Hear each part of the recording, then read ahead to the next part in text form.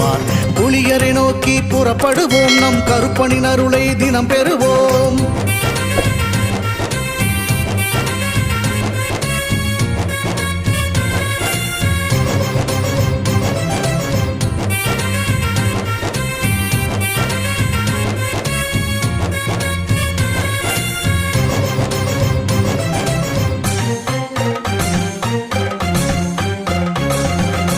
அல்லும் பகலும் அலைந்தேன், விதி அழைத்திடும் பாதையில் பயணம் தினம் செய்தேன்.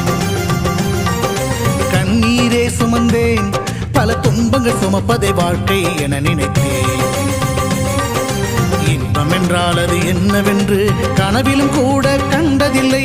எரிமலை பிழம்பில் நீந்துவதே பிறவி பயன் என நான் இருந்தேன். கருப்பசாமியை